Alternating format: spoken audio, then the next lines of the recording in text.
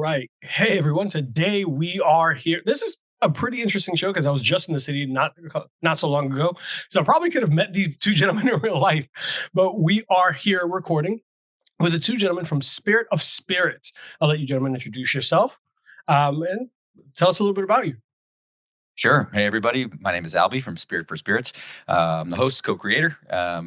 We have an awesome show for you, the best bartending battle show around. That's right. So thanks for finding us. To my left. I'm Dave from Spirit for Spirits. I'm the other guy. I do all the behind the camera stuff. I do the editing, post-production work, but also, co-creator. And the two of us have put together what we feel is a pretty special, unique product. I would say interesting, fun, special, and different even. It's actually well said. Well said. I was saying, like, if only you put that on a shirt somewhere, give us a link to the shop. Very soon. Very soon. Yep. Very soon. So excited to get with you guys. What your show is really unique. So I can't wait to get into it. I do always open the show with this drink of the day. Recently, Easter passed, so I did feature a cocktail that I made. And I was all the way extra. This is not one of those like just hey, casual, just toss equal parts and something. My drink of the day today is a carrot cake old fashioned. So I made a simple syrup that I put in the show notes. I'll use real carrots, brown sugar, equal parts water, freshly ground ginger, the cinnamon, and a little bit of other details that I'll put in the notes. Use that simple syrup, let that cool obviously keep overnight. We'll put those instructions. Use that. I was like going with rye because I like that spicy notes and a little bit of a hint of cinnamon. So use that. Some 2 dashes of black walnuts bitters, just one little dash of mango to set it up a little bit, and that's it. Just have some fun with it. Garnish with a carrot peel. But if you want to be all the way bougie, you can make a foam that will be infused with cream cheese frosting ish. So I'll put those in the notes as well. But it was a pain in the ass to make. And I would never make that ever again. But try it at home. Make sure you have one for yourself. The foam is the pain in the ass. Everything else is great. So if you're equipped to make a cold foam and you're committed to it, great. But that's the biggest pain in the ass. Unless you have like a hand mixer, and I have a KitchenAid stand mixer. Not great for making foam. No, but you can. Yeah, there's lots of little hints and tricks to get that done more readily as well. But that's another conversation, I think, for another time. Yeah, we actually have a whole series on. It lives on Instagram and also on YouTube Shorts, and it's called Behind the Stick, where we give people an opportunity. We welcome them here into Albert's home bar. And teach you everything you need to know to set up your home bar and to, mix and create behind your home bar, all from his home bar. So, if anybody is interested in finding out how to make those foams and syrups and all the other great stuff, check out Spirit for Spirits on Instagram and follow the Behind the Stick journey. Yeah, we haven't gotten into a foam yet, but that it's on the list. It's on my list. I do love that because there are a lot of people out there that are easily intimidated by the process of making things. And I'm an amateur. I am not a bartender by trade. I'm just a guy who drinks a lot and happens to have a lot of friends in the industry, like a metric fuck ton of friends in the industry. So I always end up getting to bounce ideas off their heads with my crazy creations. They give me guidance. They even offered me a device to actually make foam compressed at home. Sure. And they're like, yeah, you can borrow one. It's like, I'm not taking a $300 item and possibly breaking it because I'm a dumbass. I just want to be that honest with you. You're so funny, man. That was like you were thinking about breaking it and still returning it, and I was thinking about keeping it forever. It's like, oh, you let me borrow it, now it just lives here, like sweatshirts to girlfriends in college. Like, yeah, bye. Pieces of clothing I've lost in a. Oh, it's cold out. I'll give it back later. Yeah, exactly. I'm just making this one foam, and now I'm like the foam guy in the neighborhood. I'm just putting foam on everything. I'm gonna have a YouTube series of just like foam with Arthur. Welcome to Johnny Foams. Johnny Foams. Guys from the courtesy, like, hey, I saw your YouTube. This is week 6. Can I have it back? May I please? Yeah. No, but the guys and gals at all those establishments are super generous with their like support and everything. So, as just a casual drinker, I'm just gonna say a semi-pro drinker and a casual bartender, I guess. They always want to help me out, come up with these crazy concoctions, and some of them are different. So, I like to share with the fans. Yeah, man, I think that speaks to the business of hospitality, right? Just like find people who like what you do and, and how do we do more cool stuff together? That's the name of the game. So, like Dave, when was the last time you set foot behind a bar to actually work it? Probably 15 years ago. Yeah, maybe.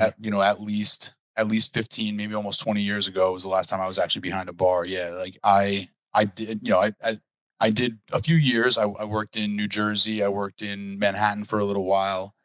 So I have some experience. So it's like it's useful sometimes when we're doing a lot of the stuff that we're doing, because I do have a familiarity with where we're at. It's not like I'm lost anywhere behind the bar. However, it's always impressive to me how really in depth we can go, and how, like, when I was behind the bar, I was just shots and beers. It's like you may make a mixed drink from time to time, but it was very much just like me following a recipe. So to go from that to seeing the way that Albert puts together the things that he puts together, the way that he gets this inspiration from a distillery and then brings it all the way through to the finished product is always very impressive to me. Bartenders in general, I think the creative side is underappreciated, right? They from the outside looking in, is part of the reason why we do this show, is to talk to bartenders, to talk to people in the service industry, and like, you're an artist in your own right. We did an interview with his master distiller Lance Winters from St. George Distillery. Oh, cool. I can't draw, I can't dance, I can't sing, but I can make you a really fucking good whiskey. And that's the same could be said about bartenders. Like, you are the bearer of secrets, good times, bad times, and creative all the way through. Like, so I respect that. Here's to you. Yeah. And yeah, the St. George's folks, man, I remember falling in love with the spiced pear liqueur. It was one of the coolest things I ever came across maybe 15 years ago. St. George's spiced pear. I was just like, what is this? Delightful. Oh my goodness. What a cool thing. Yeah, they're super, they have super cool products. They recently released a whiskey. It's a single malt whiskey called Baller, and we got to hear that story about what inspired it. And it was a ramen shop. So definitely a fun story from him. But I want to hear more about you guys and everything that you've done. You said you've been in bartending for some time, but how'd you get started? Like, what? I know we are here at Spirits, but how did you start into the industry? What guided you here? Or what put you in a position where you wanted to start this fun YouTube channel? Yeah, man. Well, first of all, thanks for having us and thanks for asking. Of course. I think this journey for me in restaurants started when I was like 12 or 13. I always say that the Little League brought us together. When I was growing up, I played a lot of baseball in Little League, and one of the kids I played with, his parents owned a restaurant. So while we're all on the field, all the parents were cahooting about our summer jobs and what we would do. And sure enough, all of us ended up working together for Anthony's dad. We all ended up working at the Sand Dollar and, bussing tables, washing dishes. And before you know it, that just like became the summer gig for me. And I worked in restaurants, and I learned how to cook, and I learned how to clean, and I learned the importance of a day's work and all these things. And before you know it, like, well, I do all these pieces. Let me learn the next thing. So I started serving tables in some Mexican place when I was like 20. And one day I'm, waiting tables, and the phone rings for the restaurant because we didn't have cell phones yet. This is pre-cell phone era. Way back when. Yeah, the actual restaurant phone rang, and I picked it up, and the girl who was supposed to bartend that day was calling out. She was in like a little fender bender, nothing big. She wasn't injured or anything, just freaking out that she had dinged up daddy's Beamer. So so the manager was like, all right, yeah, hold on. Like, yeah, don't worry about it. We'll see you tomorrow. He hangs up the phone and says, Albie, get behind the bar. And that was my first bar shift. Literally thrown to the wolves on my very first shift. Of course, later on, I got to actually train that up in that place. And it was a Mexican restaurant. So I learned an awful lot about tequila and went through all kinds of like very corporate classes. And then I have a theater arts degree. I went back to school and finished a theater degree, did a couple different national tours of Shakespeare, and I wasn't in the business for about 2 years as I was working on the road. But I guess through all of that, in between and getting auditions ready and that sort of stuff, I always picked up bar gigs and bartended here, bartended there, and worked in a pub, and worked in another Mexican place, and worked at an Applebee's while I was in school, and like whatever these things were, like all these different places. And you start to pick up, not only what's good, but also what's bad. And then I had come back from one of my national tours, and I got a job at a Japanese lounge in Manhattan. And their cocktail program was just a bit more. And there was a lot of things that I didn't know. And it was like, oh, I have to do some freaking homework if I want to work here. And that really started this other journey for me about studying and looking at things and trying to figure out where stuff came from. And then as I got through that, I eventually ended up working at an Ian Schrager property. Ian Schrager had done Studio 54 many, many moons ago, and got into hoteling before his late unpleasantness, and then had created really the movement that started boutique hoteling in the world. And I worked in this boutique hotel that was like super dark and fancy and ran this really great cocktail program. Some really great names had been behind that too, which was really cool. And I got into there and realized I still needed to study every day. And I just started diving into spirits. And that launched me into this whole other world about flavor profiles and how it just like lit me up, man. It just lit me up into like all these other things and being able to be like, wow, I can manipulate this into that. And I see how this cocktail build works. And I bet if I take it out of balance, I can replace this with that and like do all these other things that I didn't know I was going to be able to do based on flavor profiles and how some other inspiration can just start the movement for me. And I just became this really cool passion. We started teaching some cocktail classes there, and that turned into this other thing. And then I said one day, wow, this would be really cool if we did it as a show. I really like being involved in these competitions and like all these other things. And I said to this guy, I said, hey, I have this idea. I wrote a script. He goes, why is there no bartender battle show? And I was like, and he's like, he's like, so there's all these cooking shows, but why is there no? Because now, mind you, this is 2018. We're talking about. Yeah. So he comes to me in 2018 and he's like, why is there no bartender battle show? And I was like, great question. I was like, why don't we make a bartender battle show? So up until that time, my side of the story is that in about 2012, 2013 is when I started working with the camera, working with computer software, editing, all that good stuff, special effects. I just kind of fell in love with it. I ended up making a music video for someone. Well, no, the first video I ever made was actually for Albert when he was working at the Royalton Hotel. Yeah, working at Royalton. So they had this this tradition where they would every time a new hotel in the chain opened up, the existing hotels would make a welcome video, and it like basically was you would either you would like rewrite the words to a popular song, and then everybody who worked at the hotel would do a video, like a little music video, and they would say, welcome to the, hotel chain. Welcome to the family. Blah, blah, blah. Yeah. Right. Yeah. So Albert goes and he does this entire, I was at that time, he and I, we had been in bands together for many years. We'd done a lot of musical stuff. So I had done a lot of musical audio engineering, recording, that type of thing. So Albert comes to me and he's like, hey, I have this silly project for the hotel. Can you make this song for me? So he rewrote the lyrics to Sexy and I Know It by LMFAO. That is hilarious. I was dying to find out which song. Yeah, we'll send it was Sexy. Yeah, we'll send you a link to the video. I think it's still on YouTube. I'm going to probably put it in the show clips. Yeah. So he rewrites the lyrics. I come to his apartment and I record the song with him. Okay, mix the song for him. Okay, here you go. Here's Sexy and I Know It, your version for the hotel. Go have fun doing this silly little project that you're doing. He goes and he films a whole bunch of footage at the hotel with a friend of his who was in film. He was in New York Film Academy at the time, right? Yeah. And so they film all this stuff, and then he gets home and he goes to load all the footage onto his computer to edit, and the files got corrupted. Yeah. So all this whole day of shooting, they lost everything. So Albert comes back. I think it was when I was living here, as a matter of fact, or not here, but in the other apartment. And he comes home and he's like defeated. And I was like, what's wrong? And he's like, well, we lost all the footage and this thing is due in like 2 days. Yeah, the hotel's going to open. They're having their opening. I don't know how we're going to get this thing done.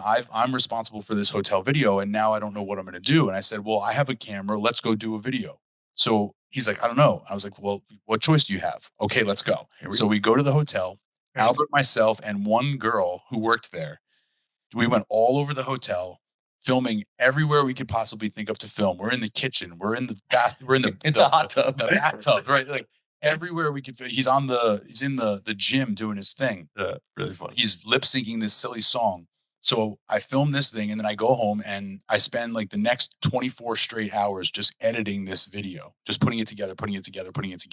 I had rudimentary experience from just playing with the program previously. So I pieced together this video, and it came out super fun. Like, it was super fun. It's not high quality by any means, but it's really, really fun. It's really fun. And so I kind of was like, wow, this is really great. Like, I enjoyed the process of making this video. I hope one day I get a chance to do this again. And then very shortly after that, a guy I know who's in a band, who's, they're a touring band. He reaches out on Facebook and is like, do I know anybody who can make a music video? And I was like, I would like to try that, please. And he's like, well, are you serious? And I was like, yeah, I'm definitely serious. So I made a music video for this band. Came out great. Everybody loved it. I had a blast. And that's when I fell in love with filming. And that's when I fell in love. Hammer Fight. Hammer Fight. Hammer Fight's the name of the band. Hammer Fist was my sophomore year. Right. The song, the video was a zombie music video. It was like a zombie, movie, whatever. So that was a lot of fun.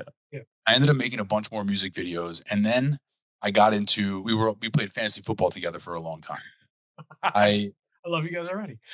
So I'm pretty, like, that's my obsession. Like, that's my thing. That's like my hobby, my obsession. And it always bothered me after we would do our draft that ESPN SportsCenter would not be talking about my fantasy league. I'm like, how dare they not talk about us? So I said, I'm going to make an ESPN SportsCenter for our fantasy league. So I gave myself the task of learning the process of, making the stuff, the motion graphics, all that type of stuff. And I gave myself the task of, can I produce a weekly episodic show? Am I able to do this, my one self? Can I do all this stuff? And so for several seasons, it was something like 6 seasons of fantasy football, I did a SportsCenter every week, an episode for our league. And just for fun, but I was teaching myself. Fucking fun. I was teaching myself all these skills, like everything on After Effects and Premiere and all this stuff, like learning to film and to light and to edit and to make motion graphics and all this stuff. And then so he comes to me in 2018 and he's like, hey, why is there no Bartender Battle Show? And I went, that's what we're going to do. I said, we are going to make this show. And so for 2018, we kind of went back and forth. I was like, yes, we can do this. He's like, are you sure? I was like, yeah, we can do this. And he's like, I don't know. And I was like, yeah, man, we can do this. And so we start really chewing it up. And Albert says, okay, let me sit down. Let me write a script. I sit down. I start making notes because, the way that Albert puts stuff together was, as he mentioned, from theater, he does the script thing and I did the outline thing. We come together and we start kicking this thing up back and forth, back and forth. I think we can really do this. I think we can really do this. Albert was at that time lucky enough to have a relationship with WhistlePig. Yeah. So he reaches out to WhistlePig and Dave Pickerel. Yeah, Dave Pickerel was the master distiller at WhistlePig at the time. In a very short way, I'm lucky that he knew me. You know what I mean? That was a cool thing. Very big name in the business of whiskey. Of course, you probably have heard that name before. Yeah. So Dave was just a sweet man who was just so smart. And one year at Tales of the Cocktail, which I don't know if you've ever been to Tales. Tales is like the booze festival in New Orleans every year. One year at Tales, maybe 2017, 2018. It would have to be 2018. Probably that summer, I guess. I went to the WhistlePig house and I'm like chopping it up with Dave and a couple of the other reps and whoever. And it's like literally 4:00 in the morning. And I'm like, Dave, I got a question. And I'm like finally going to get up the courage to ask him if he thinks this idea is any good.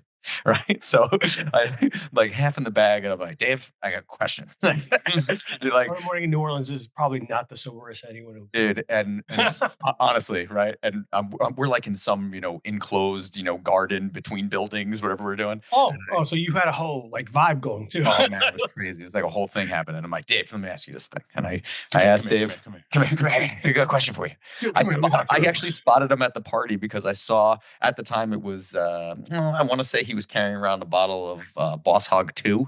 And I saw the little statue sticking out of somebody's pocket. There was hundreds of people at this party, and I see this bottle sticking out of somebody's pocket. And I'm like, that's got to be Dave Pickerel. I'm going to go say hello. I met the guy 2 times before that, whatever. So I had got went over to him. I started chatting. He's like, oh, I know who you are. You're a good friend of Savannah's and blah, blah, blah. And yeah, we started chatting. And I said, I got to ask you this thing. I got an idea. The idea is for me to have this bartender battle show. I'm going to run into a bar. I'm going to challenge them to a duel, but I want to have done my homework. I want to be like, no, we're going to use this spirit because I was just at the distillery and I learned everything there is to know from the distiller themselves. do you think you would be down to have me at the distillery and teach me all these things and be on camera and like make that part of the episode? And he was like, that sounds great. That should exist. We should do that. And I was like, wow, that's amazing. And then I passed out in a chair and he took a photo of me with a empty bottle of Whistle Pig 12 on my chest. And I saw that photo, which I will send to you later as well. Oh my God. Like, that's amazing. Yeah. So he in this very funny way, started that whole thing. He passed a little while after that. And the people at Whistle Pig were just so gracious to continue on with this project that this guy that I knew from in passing for all these years had said he would do something with me. And they were just so gracious. They had us up at the farm. We filmed at the farm a couple of days. We drank, we ate, we were married. They literally put us up on the facility with a chef to cook for us. Like it was incredible. Incredible experience.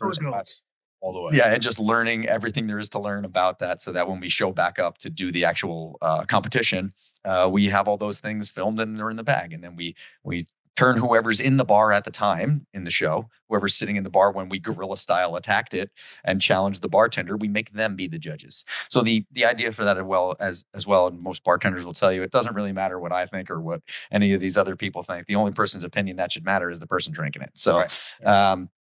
In all of those forms, like, yeah, I can do all the things that I love and I can talk to you about flavor profiles and try to get you to a place that I think you're going to love. But at the end of the day, it's going to be your experience, your palate, your life that is going to, turn this drink in that way. So we turn the crowd into the judges and then they vote and then we decide who has the most spirit for spirits. And that's it. And that's pretty much the show with the Dave Pickerel story woven into it. Yeah. I mean, that's really what the genesis of it was. We were able, once he said yes, and we were able to say, okay, well, we have Whistle Pig. Whistle Pig is on board with this. Then everybody else was just a little bit more likely to listen. You know what I mean? Yeah. And then we were very fortunate. Little Water Distillery was a connection through a friend of mine. And it certainly helped that we had already filmed at Whistle Pig, and that gave us a little bit of clout. But very much, it cannot be understated the power of relationships. 100% of connections that you make with the people. Like a lot of what we did was off the back of Albert's connections that he had made all throughout those years, going from this position to that position and diving deeper in, making these genuine connections. And that's really what, allowed Spirit for Spirits to come into being, is those connections and those, those people believing in what we were doing. I told Albert early on, I was like, if people see that you're going to win a lot of races, they're going to want to put their logo on your race car. That's fair. So far along the way, people have believed in the project that we're doing, and they say, yeah, what can we do? How can we be involved? Most of the time. And you're right. Having that clout from something, a monster in the game like Whistle Pig is going to help you so much. I mean, you also think about that. Rest in peace. Of course, yeah. But there's a lineage there. There's a camaraderie there. So if someone knows their homeboy signed off, like, yeah, I could talk to you more. Like someone in the industry respected you enough to do a project with you, was comfortable with your project. It adds clout. So, hell, there are people who are hesitant working with a show called Bourbon and BS. But then when you speak to people I've worked with, they're like, oh, super professional. The name, don't let it throw you off. It's a lot of fun. I'm like, really? You gotta have a sense of humor, That's important too. Yeah, especially with service industry. They curse a lot. It's just funny.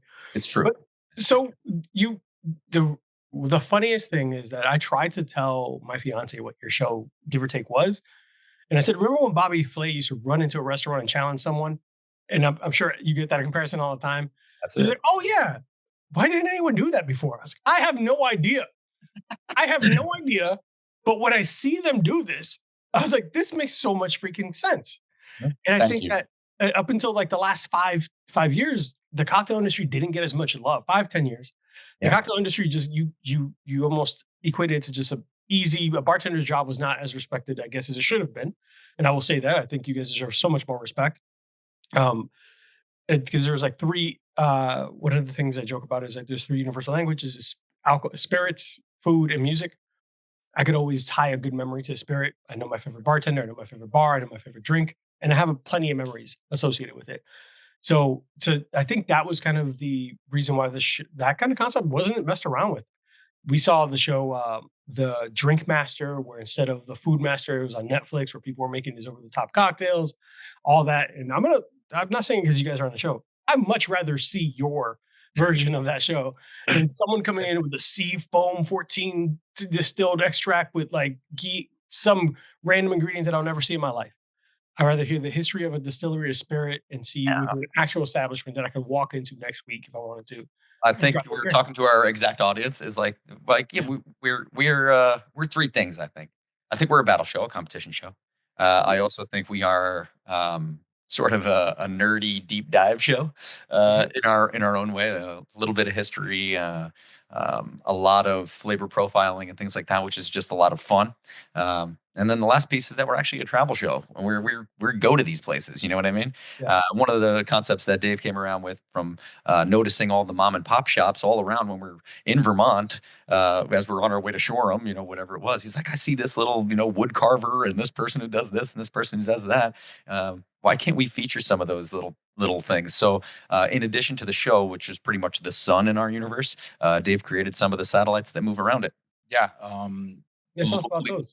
Locally Sourced is the series that Albert's talking about. We were driving home from Whistlepig. We just had this magical couple of days where it really felt like, it was unreal. Like, I can't believe we're actually here doing this. That was pretty cool. And so the whole drive up, I'm looking out the window driving, making him drive.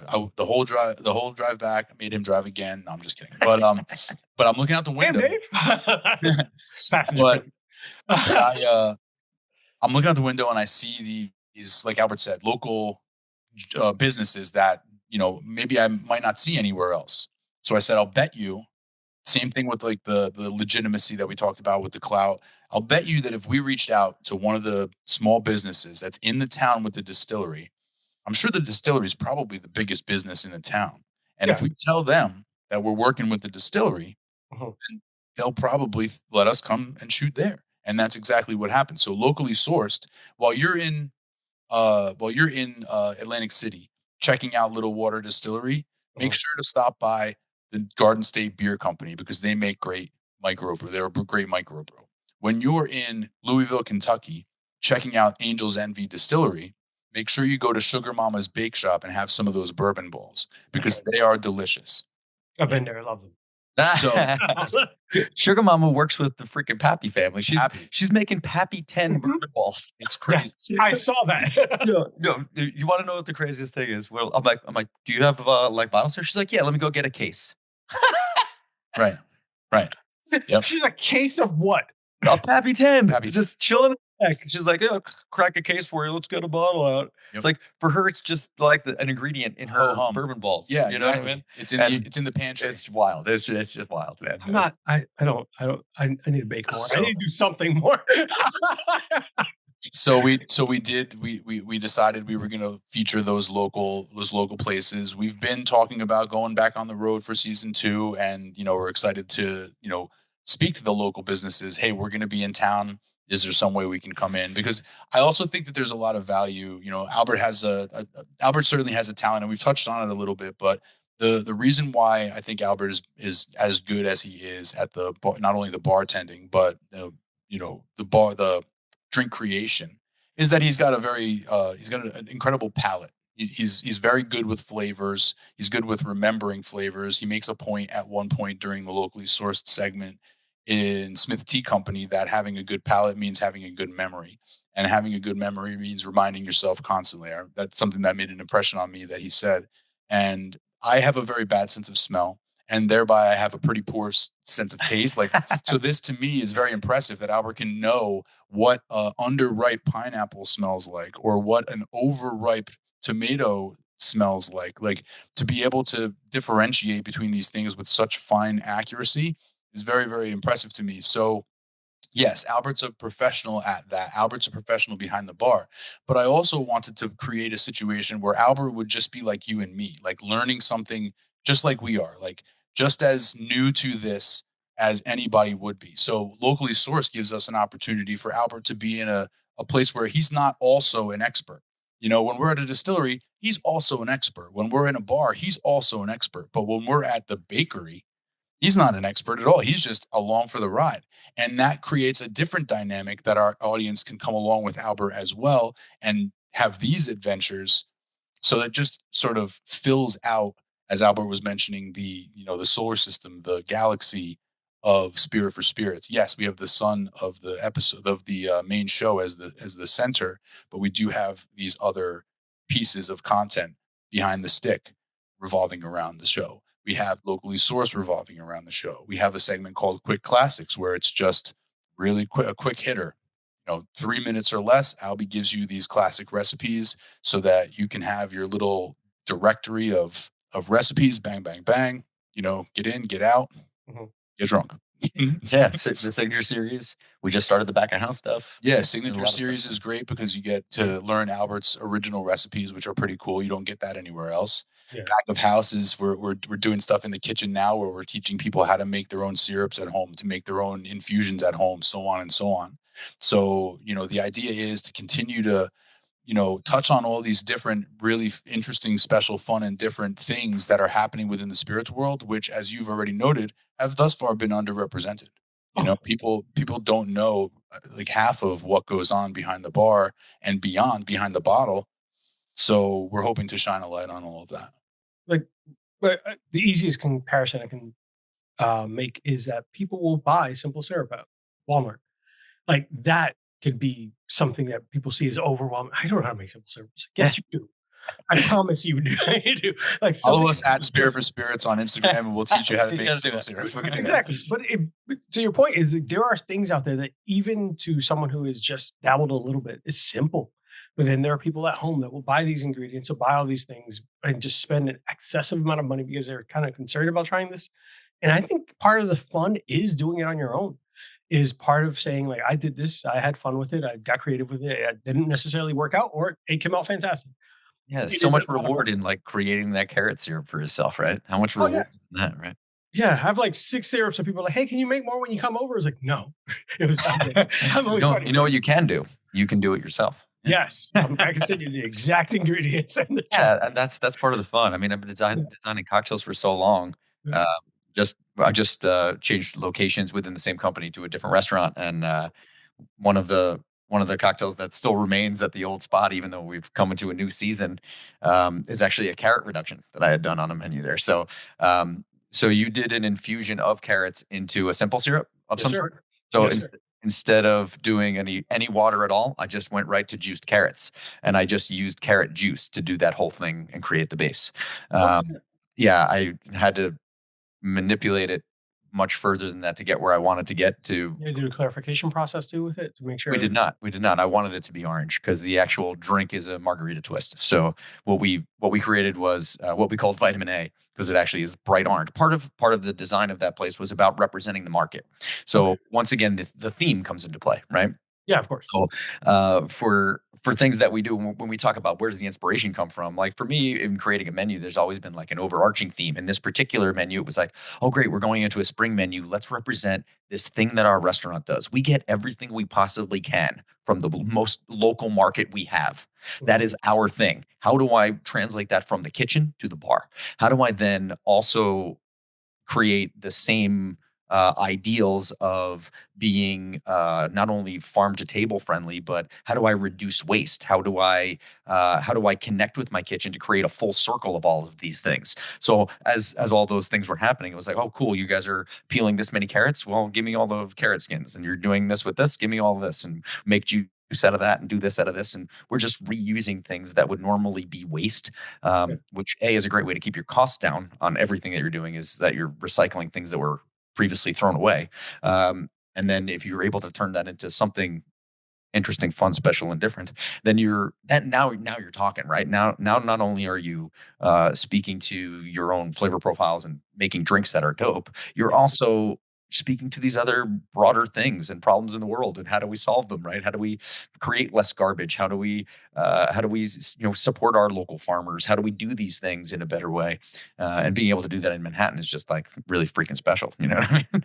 Such a big city with so many things going on and so many unique profiles of people too, right? And clienteles. Sure. So being able to get creative is going to be so much fun out there. Guys, we're going to take a quick commercial break. Not long. We're going to get back into it. very briefly, make sure that you check them out. They're interesting, special, fun, and different. We're going to hopefully get a shirt in the mail. Guys, we're back.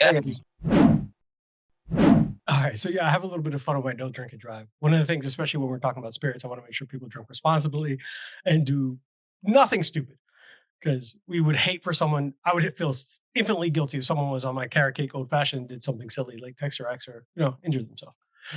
I feel better at texting the ex. I feel like that's the least of the. That's the least of it. There's a hierarchy. There's a hierarchy. There's definitely a hierarchy. Sending a dumbass text all the time anyway. So. You'd be surprised how many times that commercial sticks with people, and later on I get a text message from a friend or a message from a listener.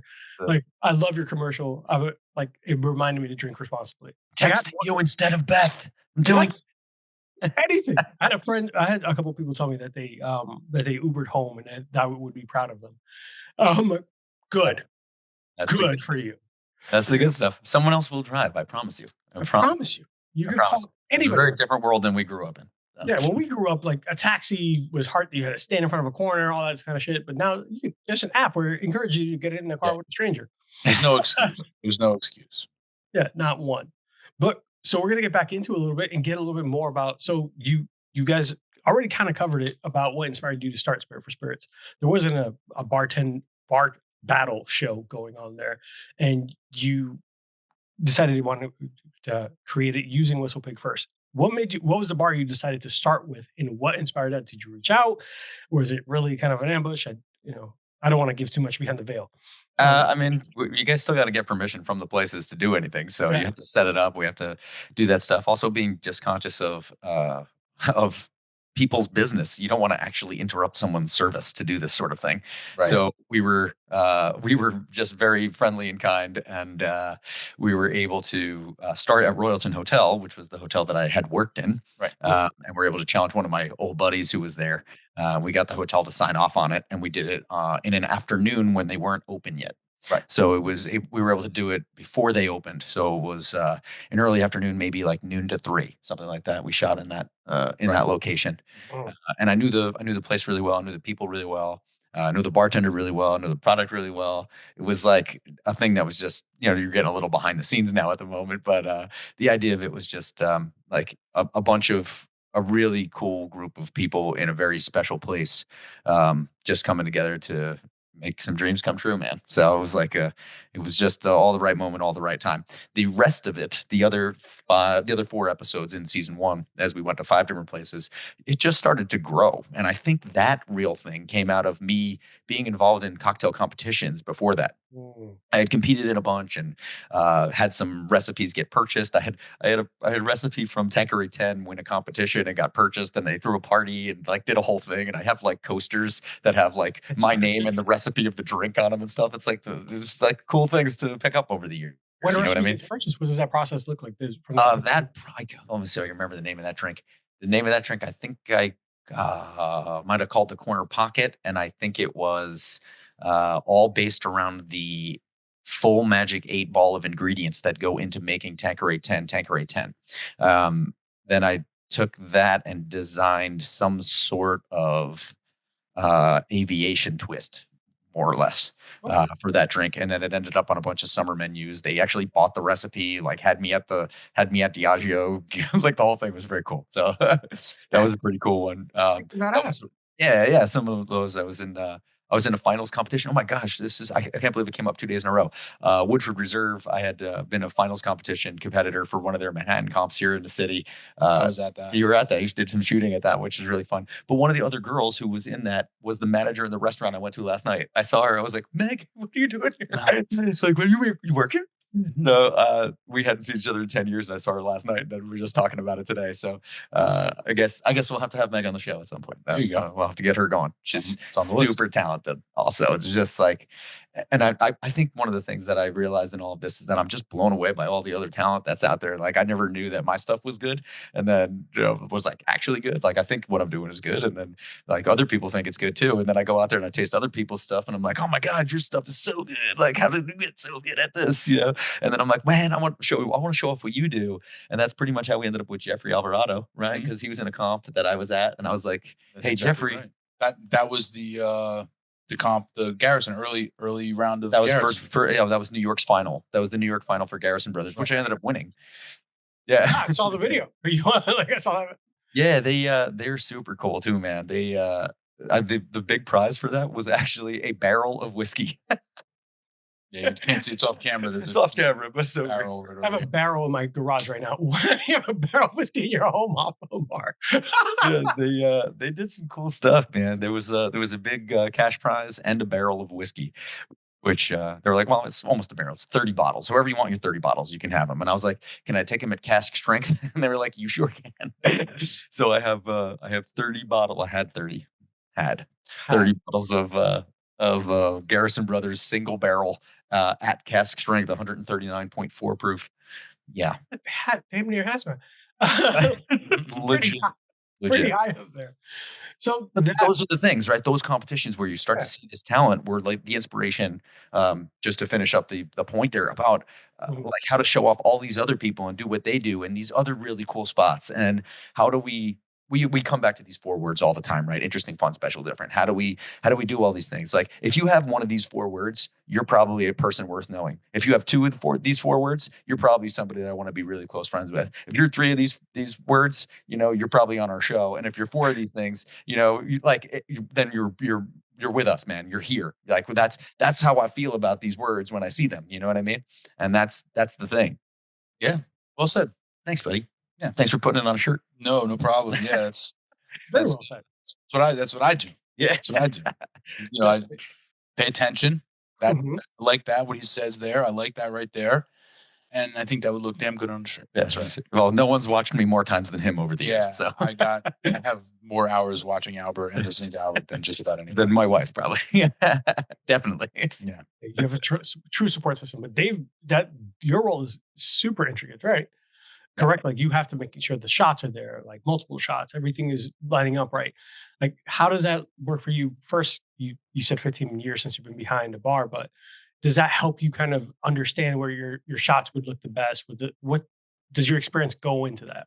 So my bartending experience really just helps me not be a fool as it pertains to knowing the terminology, knowing like what's going on, like I can look at and see what's going on and I understand it. I know the steps to building a cocktail. I know these things. So my bartending experience really just prepares me to be among and be able to move within without.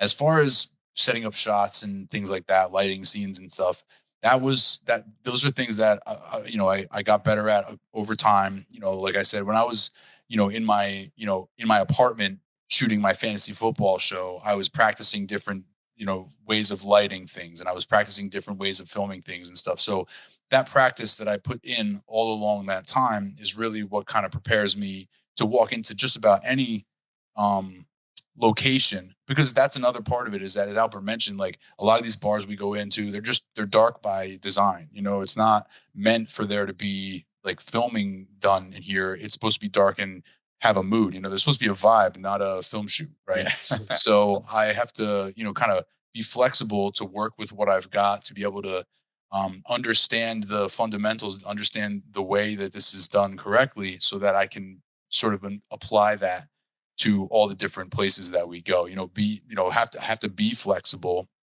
and I also have to know what it is that I'm looking for. So I think the part of that helps me the most is knowing Albert as well as I do. He made a joke, but it's true. I've watched him and listened to him more than just about anybody.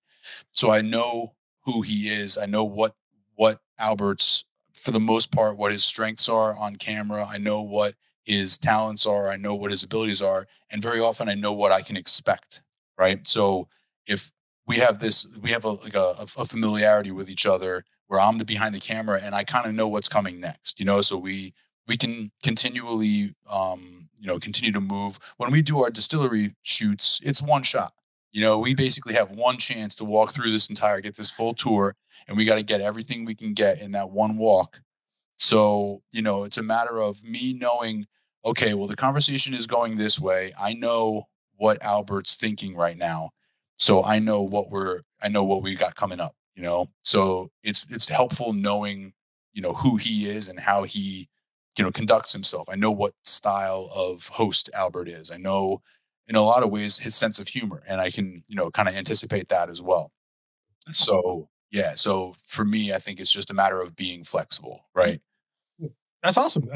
That speaks to why the show's being so successful and why you guys work so well together and all that stuff. The experience, you guys are familiar with each other. You genuinely care about each other, and want each other to be successful in this, and are passionate about it.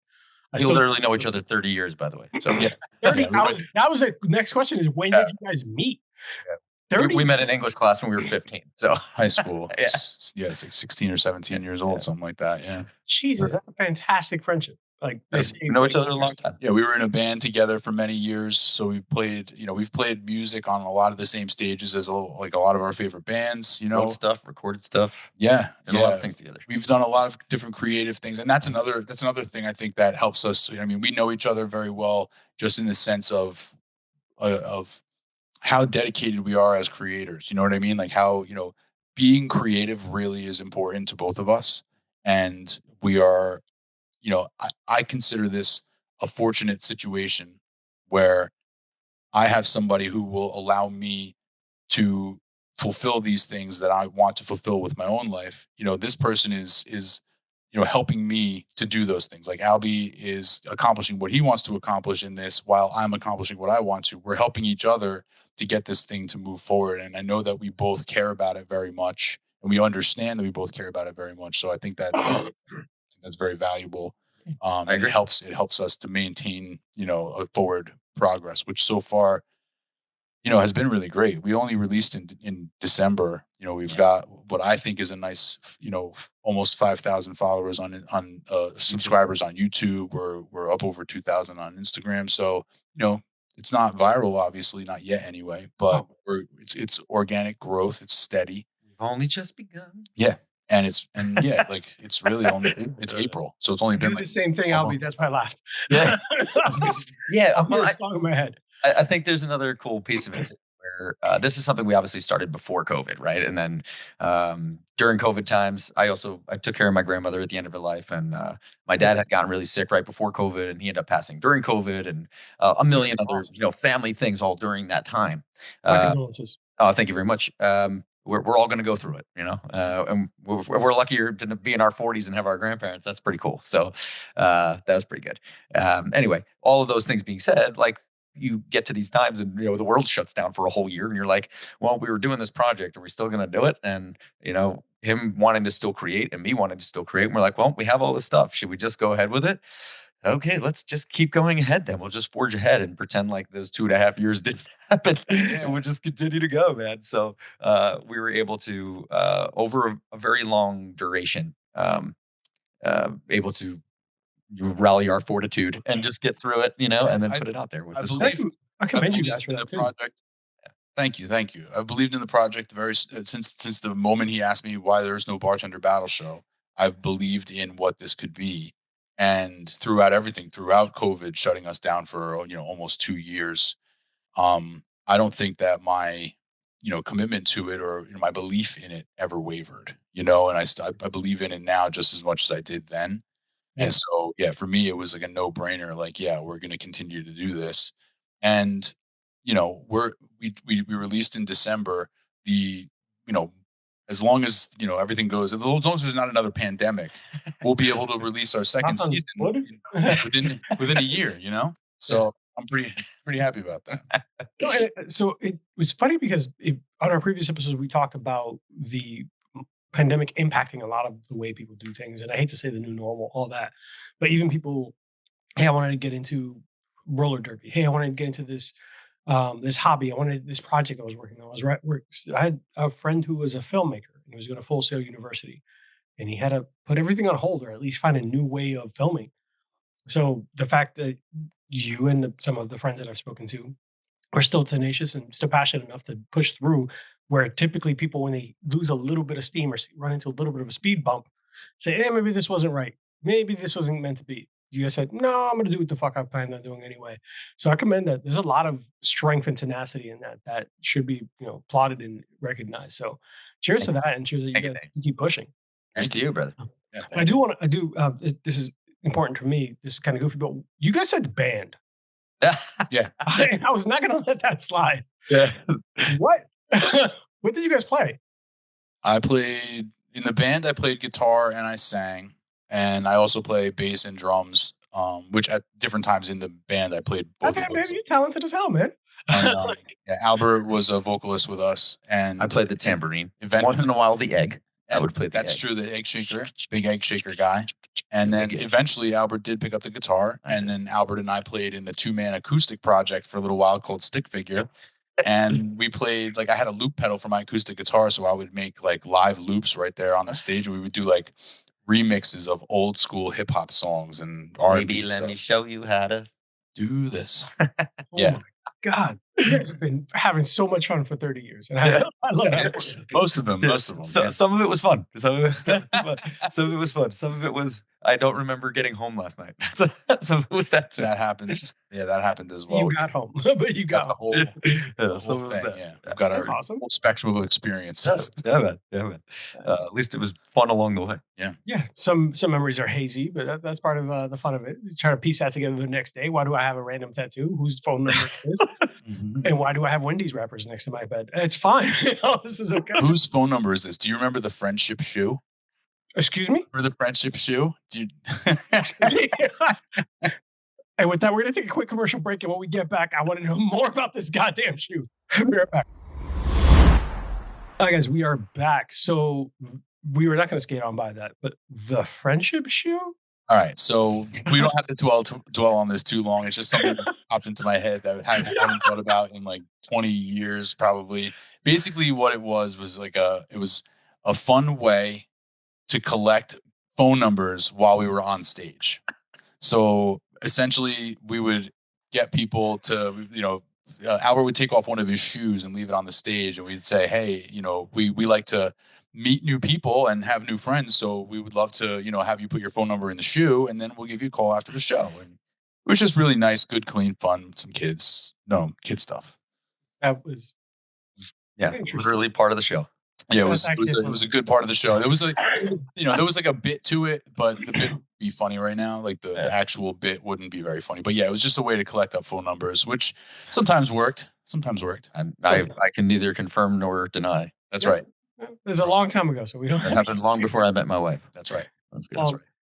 I'm married. I'm engaged to a Dominican woman, so I don't talk about those times in the past too often.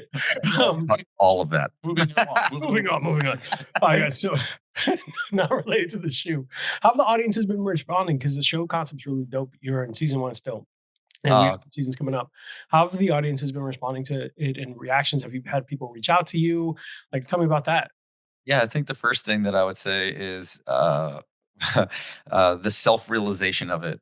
To me, was the most important thing. It's like, we got this thing out there, and I just like smiled for 6 days. I was just like, we did, you know what I mean? Like, it's out there, and that was really cool.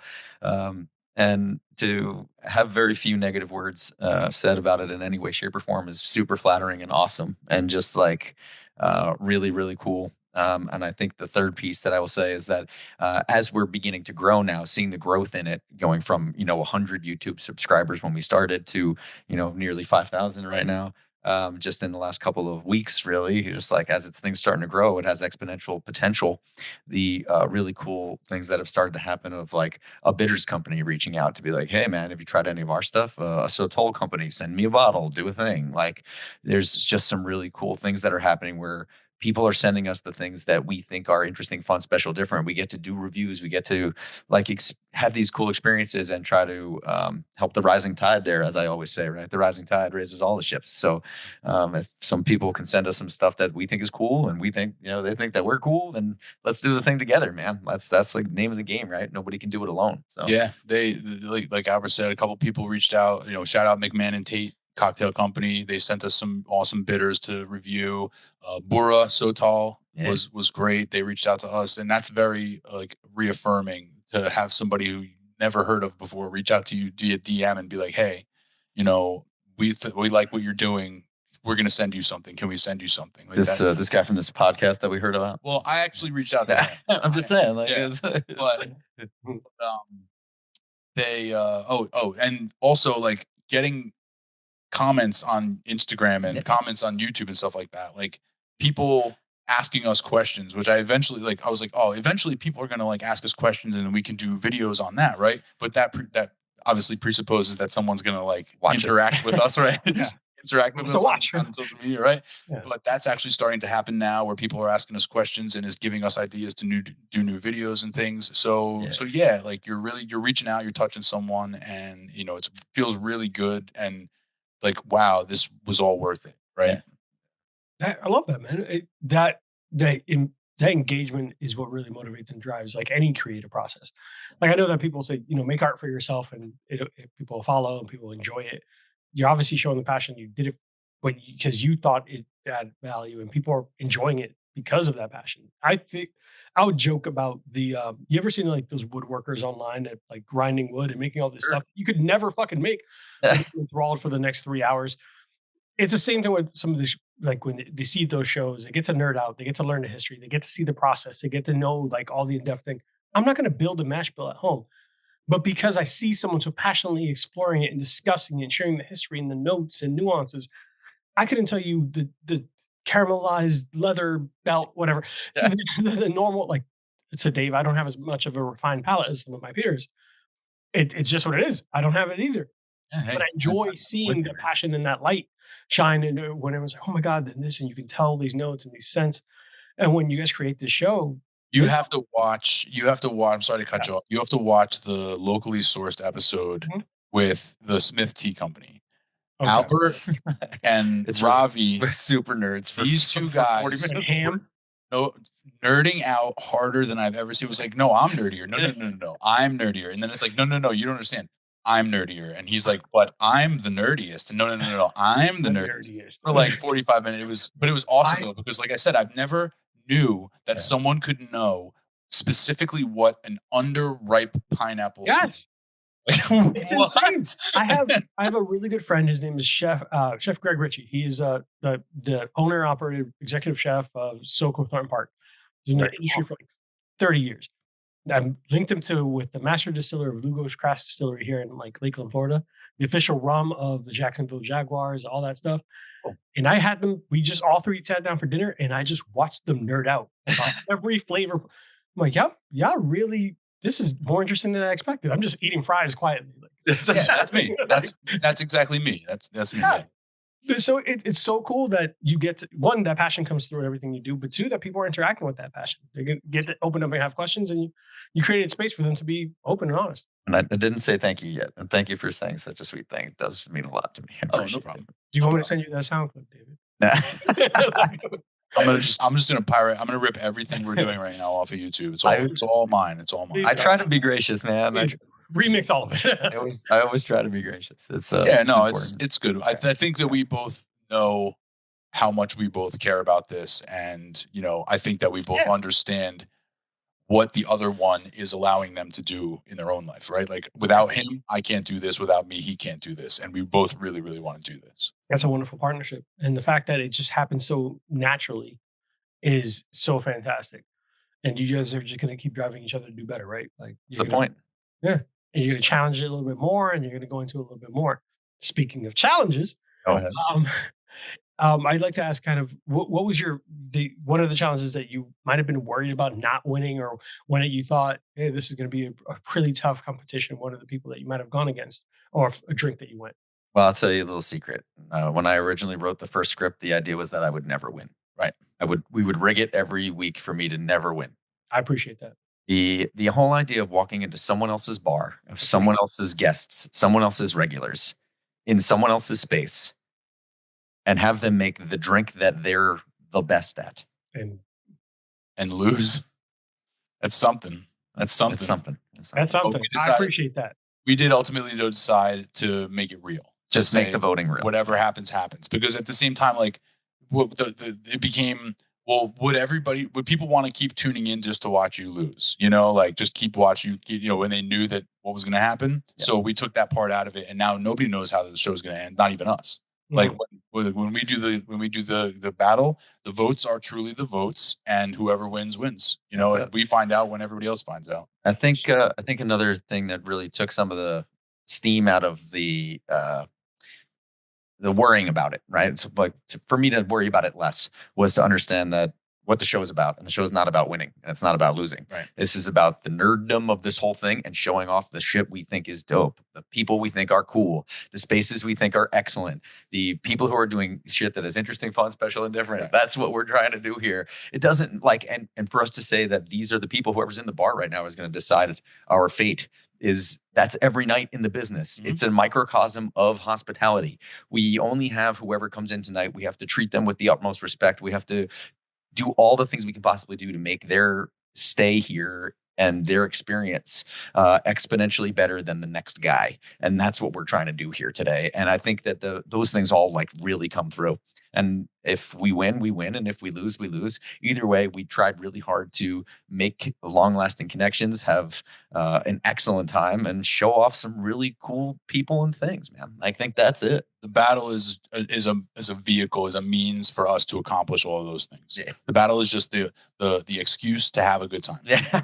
The catalyst of a good time. Ain't that the truth? I love that. And I will very openly say I appreciate that you didn't want to go in necessarily winning and doing something, because it could be negative, right? And being honest is also being genuine is part of it, right? I think I'm gonna over reveal something about myself right now, that I'm a big wrestling fan.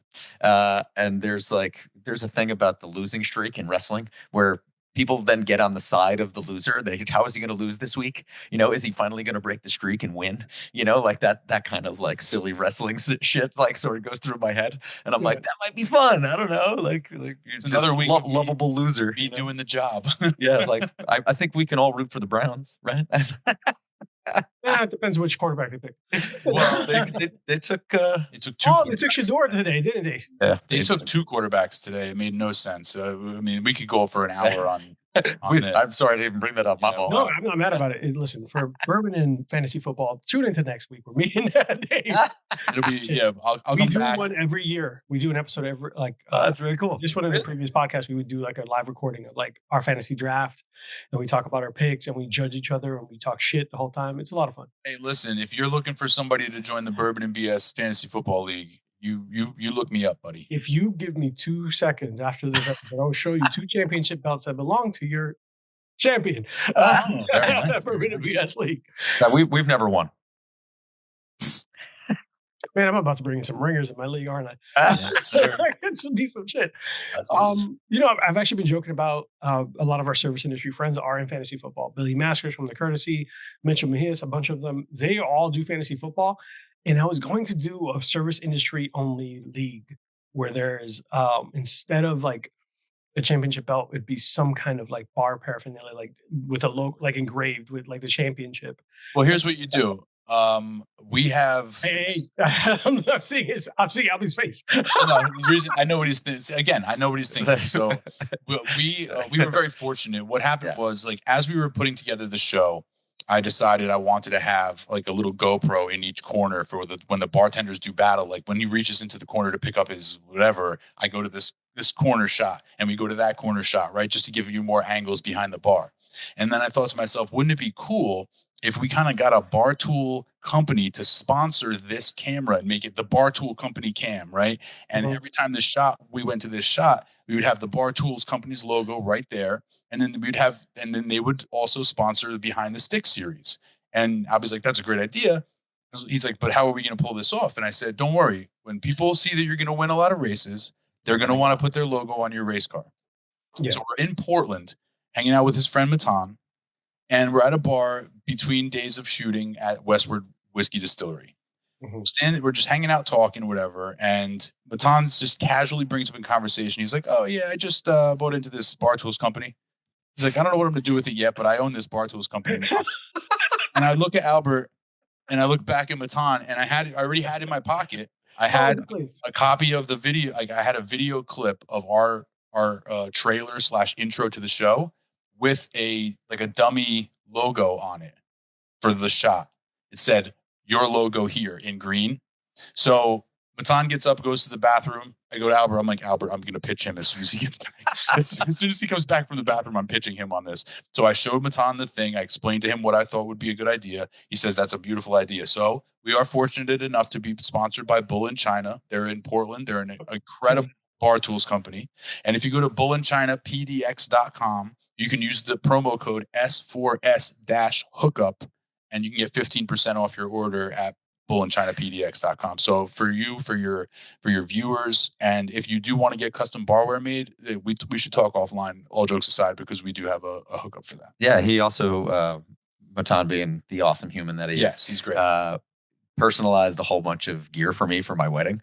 So he had a whole bunch of personalized gear made for all my groomsmen. With all have their own shakers and Hawthorne strainers and spoons and everything with their names on them. Where were you guys a year ago when I handed them? I promise you, I will send you pictures. I got custom made barware for everyone. Oh, very cool. Nice. That's cool. In a box and everything. It had the custom pictures of their signature drinks that I thought resonated with me and their relationship.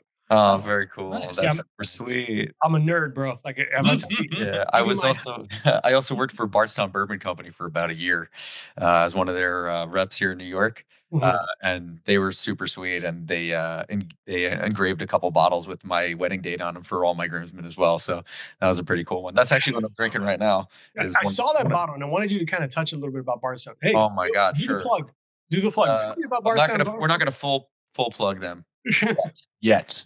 Stay tuned. We've gone through marketing level 1. That's what I've been told. But if we can get to marketing level 2, then we'll be talking. Anyway, that's not sponsored by Bardstown Bourbon yet. It's a super cool company. They do really dope stuff, and they're the Discovery series and all that stuff that I've tried before. It's been fantastic. I'm never mad at any of the stuff I've tried from them.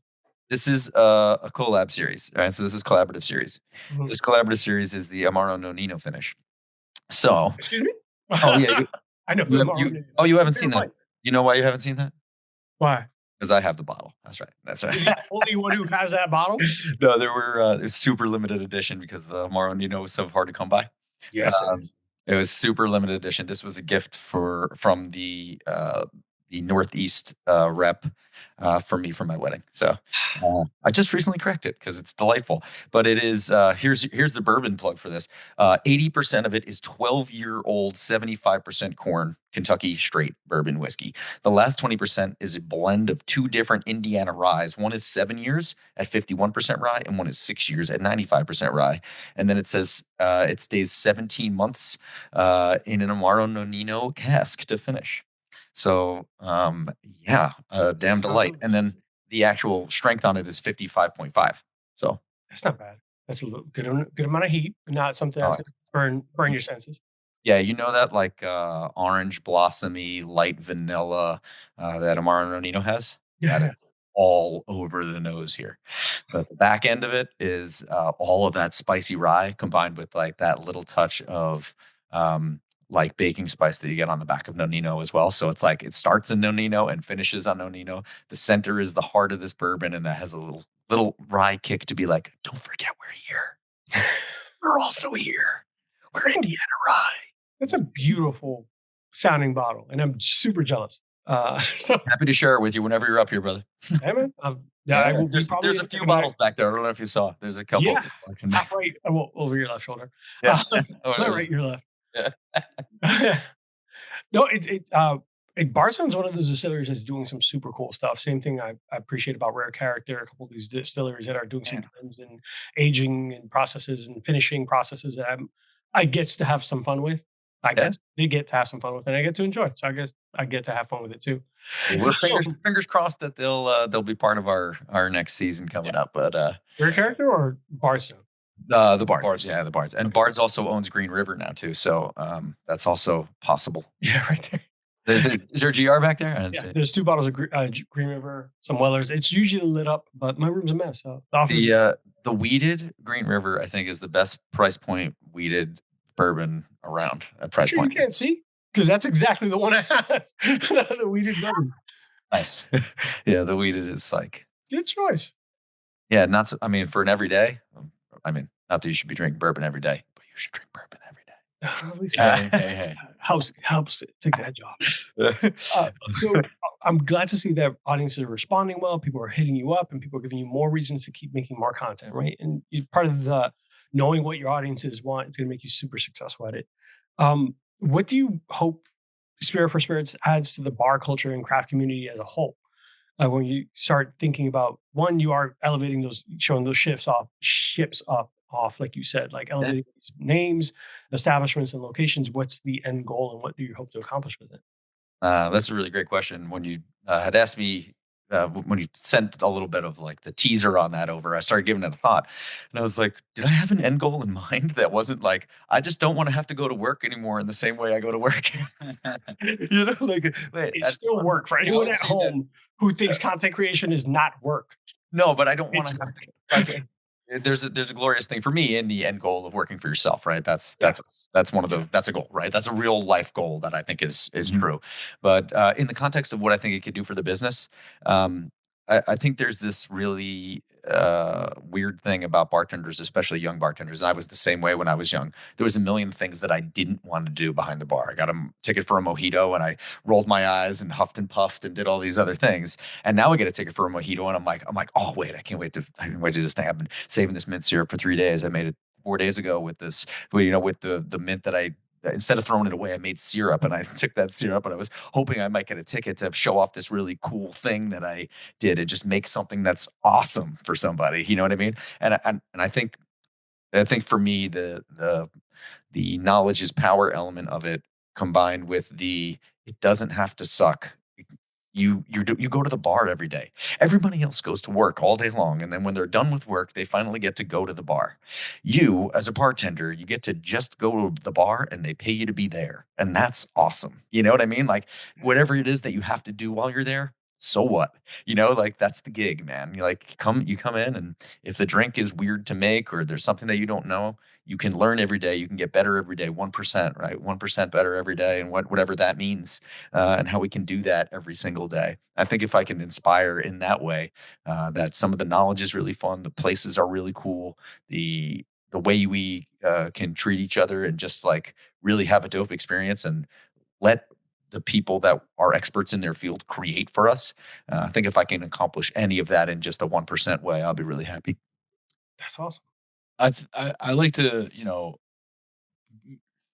I agree with everything Albert said. I'll put it that way first, but I do agree that a goal, a reasonable goal for us is to be able to have Spirit for Spirit to be our full time job. Like that's something that we would love to be able to do. Like instead of doing our 5 episodes on YouTube, maybe we do 15 episodes on TV somewhere or streaming service somewhere, something like that. I think that would be an easy to articulate goal.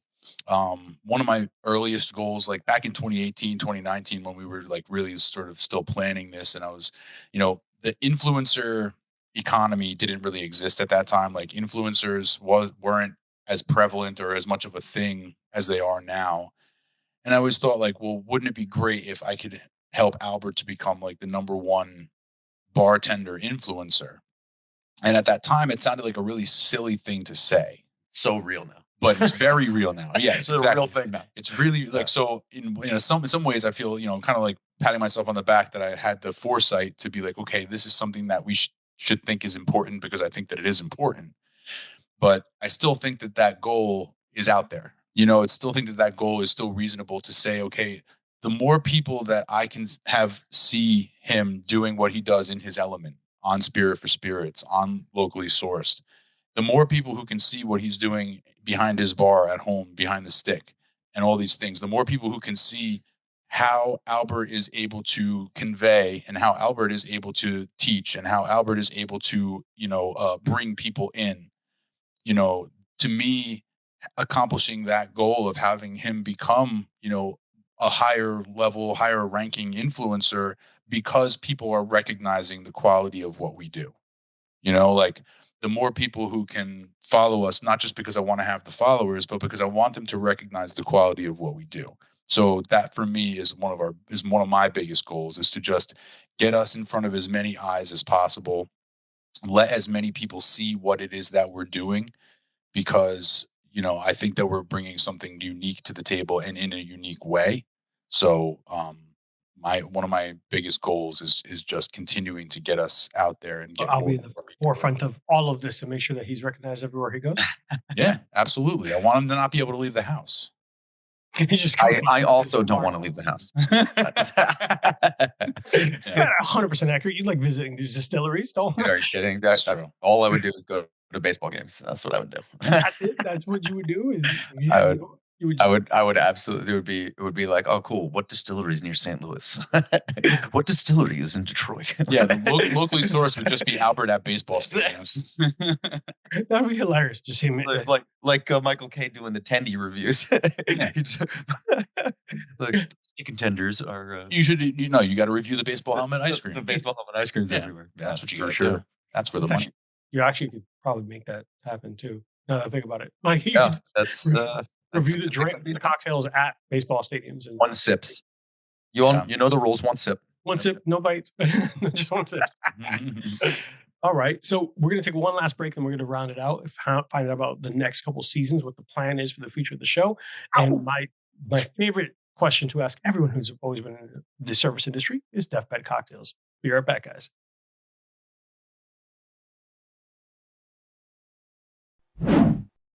All right, guys, we are back. So as we round out the end of the show, I know you guys are busy, but I wanted to find out what's on the horizon for Spirits season 2. Any of like little sneak peeks, and you can hook us up with some exclusives.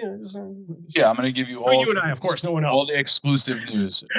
I wish I had exclusive news to give you. Honestly, we are season 2 is coming. It's right around the corner. Okay, our goal is to release season 2 maybe around the same time season 1 came out, which was December of last year. So sometime at the end of 2025. So obviously stay tuned, follow on Instagram, like it on the subscribe on YouTube, all that good stuff, because that's where we're going to be. We're looking at 5 episodes for our second season. We would love to do something. We did a local distillery to us here in New Jersey. We did a Little Water Distillery in season 1. We would love to try and do a local distillery in season 2. So we're talking to a local place. We would love to go outside the country in season 2. So we're hoping very much that we might be able to feature a mezcal. So that's what I'll say about that. And then there's a couple of other places. We know that bourbon country is obviously, Kentucky, Louisville, Kentucky. We did Angel's Envy down there. We might actually stop in and see them and say hi again. But we might do another stop or 2 along the bourbon trail down there. So yeah, you can expect 5 episodes. You can expect us to travel again. We're going to get out on the road a little bit. We might get into an airplane again. But the best way to do this, the best way to follow along on our journey is obviously to join us on Instagram at Spirit for Spirits. That's where we're posting our behind the sticks. We have content coming out on Instagram and regularly. YouTube shorts regularly. Yeah, multiple times a week. New recipes, signature series, quick classics. Behind the stick, we're doing a lot of syrup builds and stuff like that now. So a surprising amount of questions for that. Yeah, I think it's one of those things where I kind of had a feeling that would be the case, and so far so good. People want to learn how to make syrups. So word to the wise: if you know how to make a good syrup, people want to learn that. So I have a carrot cake one if you need it. Hey, do a little guest behind the stick. I know this guy that did this behind a different stick. Yeah. But yeah, so season 2, 5 episodes. We're gonna try and do some exciting things, and we hope you can join us. Yeah, I think the other really cool feature that hopefully will come to fruition is to get a bar outside of the city for the first time. Which would be very cool. Yes, that's also on the horizon. Our first 5 episodes were all right in Manhattan. So one in Long Island. Oh, one in Long Island, right? But inside New York. In New York, and I know a guy in Florida who can get you into a local bar. I mean, I know this guy. Yeah, the guy. This is part of the reach, right? Yeah, the guy in Florida knows a couple people I want to know. Yeah, sounds like it from things I've heard. I'll let you know. Actually, I mentioned a rum company. I might want to talk to. Yeah, there's a couple master distillers whose names came up that I wouldn't mind. They're actually already 2 of them already sent to David. So funny enough, it's like you guys are talking about the competitions. We have local competitions too. So we recently had a Jim. Yeah, of course. Jim Ramos Fizz, whatever it's called. Ramos Fizz. You got it. Yeah, we had it on Monday, Death in the Afternoon. Which is an absinthe bar. We had a couple of other cocktail contests that went on throughout the city, and you don't realize they exist until you really heavily get into the service industry. Even there, like the Bartenders Guild of Orlando, Florida. like they are doing competitions consistently. So Yeah, it's and they're really fun, man. Like Somebody should be out there shining a light on this stuff, and that's really what we're That's where focusing we are. on. We want to be able to show, what the cool things that people are doing behind the bar and behind the bottle. yeah, not just me, but everybody else too. Everybody Like, else is let's doing, make this right? whole thing. It's supposed to be so much fun, man. Like, I don't know. For sure. It's a thing we literally fought and died for in this country to get back. You know, the right the Volstead Act, and like trying to get back this thing. And we have it. Let's fight for it. I don't know. One of the things I've spoken to a lot of my listeners about, because they are surprised by how prominent the service industry is, like almost like an underground world exists that they know nothing of. Sure. So when you hear about these these cocktail enthusiasts and then these bartenders that work from service industry and learn across the country, learn around the world, and all these things, and they just think the dude's pouring a Jameson and ginger for them, or they don't realize that these competitions and these people are intertwined and connected, and service industry is so much more in depth.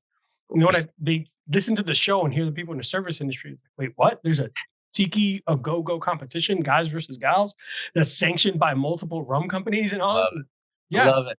this is massitive. Like, this is a big freaking deal. Honestly, some of my could have a world championship. So my tikis are my favorite glass of wares that I have, because I have a Chewbacca tiki over there. I have Chewbacca the Wookiee tiki. I have a Book of the Dead. He's over there. Necronomicon from Evil Dead. I have one of those glasses from one of the They're just like near you. Paradise Loft in New York City. Oh, very cool. Yeah, have you guys been there? I haven't. Sure. I work at night. It's hard for me to go out. I don't drink. That's fair. That's fair. Fair enough. Yeah, he doesn't. And I don't drink, so. Wait, what? Yeah. I made him a fake Negroni over here. It was a no-grony. It was a no-grony. No-grony. No-grony. Yeah, I gave up drinking several years ago, and now I'm really just the other guy now. I'm really just the other guy. We always have a driver. Yeah, I'm the designated driver. It's fun. We did a whole series on no ABV alternatives. So using things like, for those who like it nowadays, which is THC, or just using Ritual or Kentucky 75, non-ABV alternatives taste the same, and you can still have the social, like athletic brew, all that, the social aspect of it. There's no. I actually built a whole. So I took the idea of what goes into a Negroni and built fake ingredients out of it, and then built a fake Negroni with all things I had in the house. I was juicing fresh oranges for my wife to have fresh orange juice, so I saved all the peels and then used that and some beets to create the idea of Campari, right? Orange peels and the color of beets. I used red verjus, which is fake red wine with baking spices and touches of vanilla and just a touch of sugar to create fake vermouth, right? The idea of fortifying wine, red wine, and spicing it in that way. And then because I'm me and I have all these things back here, I actually have things like gentian root and orris root and actual juniper and all those things, and I boiled that with some herbs as well. Yeah, I have all kinds of crap back here. It's ridiculous. Like I said, my wife hates me. Shopping list. Yeah, it's kind of absurd. Oh wait, do I have pine needles? Yes, I do. What do you mean you have pine needles? I have 3 different kinds. You never know. Yeah, you never know. But all that to me, again, like just saying the 3 different kinds of pine needles, right, or whatever vanilla is, harkens to remembering what things taste like, smell like a good memory. To have a good palate is to have a good memory. So, like, do you know what vanilla tastes like? What do you think of when you hear vanilla? Are you thinking of Turkey Hill French vanilla ice cream? Are you thinking of the vanilla that was added into a pancake? Are you thinking of vanilla extract? Are you thinking of a fresh vanilla bean cut? Are you thinking of the outside of a vanilla bean? Are you thinking of the infusion of vanilla into another simple syrup? Not thinking of any of those things. I was thinking of chocolate. Right. I was thinking of chocolate. But that's the idea, right? So, like, what are those flavors all actually about, and then how do they actually taste? Yeah. You know what I mean? Like, I don't know. And like getting into the depth of, when somebody says vanilla, what does that mean? It's not just the content of vanillin; it is a million other things. Right. What does anything mean, really? I don't know, man. Wait, look, we have not enough drinks for me to start going down this pathway. It's an after dark episode, and we're not there yet. Not quite. It's still the East Coast. We're okay out here. Yep. We're still fine. We're still fine. 2 hours from now. Hit me up. That's my midnight now. So the question I like to ask everyone in the service industry, because I just think it's interesting, and for that context, if you can give us why, is what's your deathbed cocktail? Is the first part of the question. Yeah, deathbed cocktail. This means like the last one you would drink on your deathbed, Yeah. one you like the most, essentially. Like to have. Yeah, on your way out. I think this is what I would.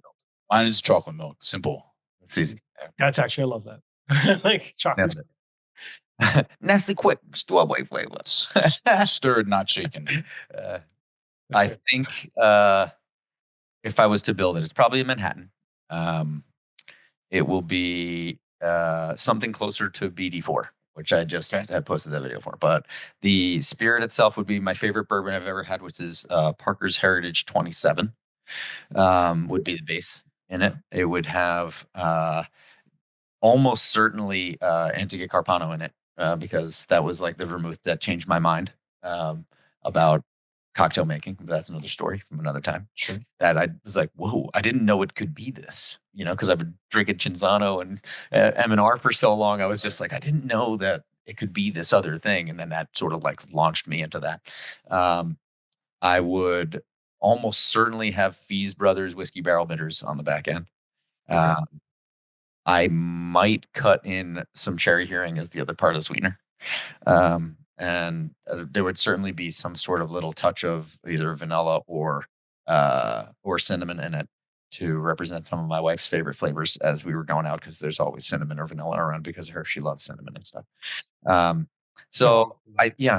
sounded like a really long way to say it would be a dope ass Manhattan. Right? There's no wrong with it, man. I love that. I love the fact that also you want to make it yourself. Yeah. You love that I'm building this for myself. Yeah, because I never once put that nuance in there. I just said, what is it a cocktail you had in a Las Vegas bar one time? But I designed it. Go get that Parker's Heritage. Open that $6,000 bottle of bourbon for me. It's my deathbed. I can have whatever the fuck I want. Hand it to me. It's true. You can have whatever you want.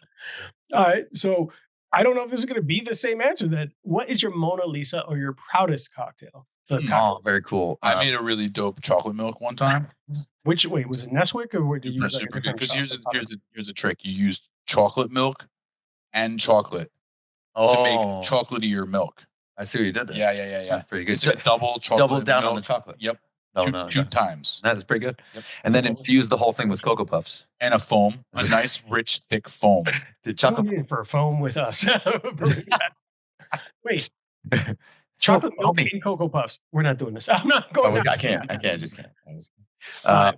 Mona Lisa. I think I'm gonna say I worked for this Austrian chef, and there's a couple things I really loved doing for the Austrian chef. I did a drink I called Lindsay. I built the whole idea around a dessert of his. Worked for this Austrian chef. He was really famous for a lot of his desserts, especially Linzer Torte, which he made in-house, right? Like right down to making the jam and the filling and all the stuff that goes inside a Linzer Torte, right? Basically, Linzer Torte is pastry, red berry jam filling of some sort, baking spices, nuts, boom, right? You basically have a Linzer Torte, right?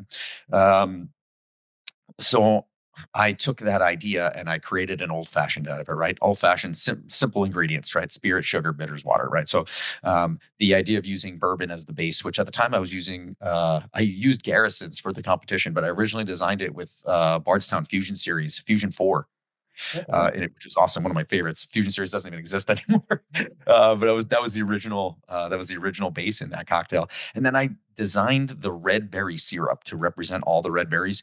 And what I did was I pushed raspberries through a cherry syrup that I built. So I basically built a simple syrup, but out of cherry juice instead of water, tart cherry juice to begin.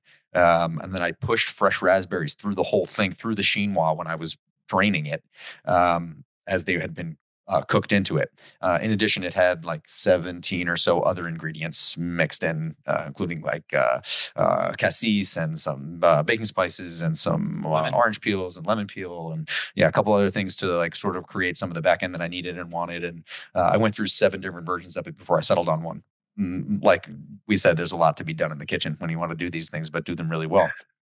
So I created this thing to represent the exact flavor of the jam that was in his Linzer Torte. That was the freaking idea here, right? Like I'm trying to recreate his dessert as a drink. And then I was like, well, how am I going to like bitter this back end and represent these nuts in this way? Originally, I wanted to do some sort of nut cluster, like with chocolate or something as a garnish, and I decided against it and ended up using Fee's almond bitters and Fee's whiskey barrel bitters, which have so much more cinnamon and clove to them, and the almond creating the nuts. And I use those two dashes as the idea here, where we have the hint of nuts, the beautiful spices from the whiskey barrel bitters, this super rich and delightful red color and flavor from the pushed red raspberry cherry syrup, the beautiful bourbon base. It just needed a perfect garnish. And I got the pastry department to cut Linzer cookies for me out of almond flour that they were already making. So the That's pastry awesome. department, yeah, they were rolling out 6-inch cookies and like just cutting them beautifully and powder sugar them. And we were garnishing this cocktail with a cookie that I had never done before. So the idea of a dessert then becoming the first thing that someone was ordering when they were coming in, like it all came out of this dessert that he did. And it has this beautiful story about the history of the restaurant and where he comes from and outside of Linz and, you know, like these real Austrian things, working for this Austrian chef. The things have to fit, man. Like they have to be authentic. They have to be real. They have to fit into the the thing we're trying to do here. What gives it purpose? Like what makes it special, right? Why is it here, right? If I was building a beautiful margarita there, it doesn't make any sense, right? Why are you using tequila in this Austrian place? Is there local tequila there? No, it doesn't come from there. You know, just like that, those sorts of things. But I can build a bourbon drink out of there because we're in the States, and I am still representing us and where we come from, the, you know, native spirit of the United States, bourbon, and I'm representing this, you know, culture that I'm part of in this specific space in this restaurant. So I think for me that really just was a huge culmination of a whole bunch of different like thought processes and things all together. I ended up using that cocktail with Garrison Brothers to win their cocktail competition, which changed my life, enabled me to get the money to buy the ring, to be married, and all that stuff. So very, very cool moment of that cocktail sort of changing my life. And I think that speaks into that Mona Lisa sort of thing. And if you take a look at our Instagram, the signature series on the Lindsay will be posted. I don't know when this episode comes out, but it's going to be posted at the very end of April, the month that we're in right now.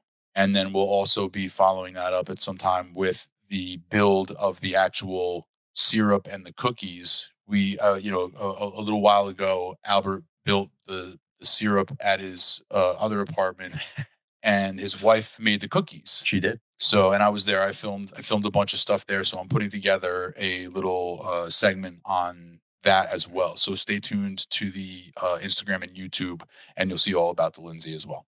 I'm excited to see that, and I'm going to share it immediately. So thank you. Just pirate everything that I got. I'm going to rip everything I can from your page. Hey, listen, man, that's the way it is right now. Right click save.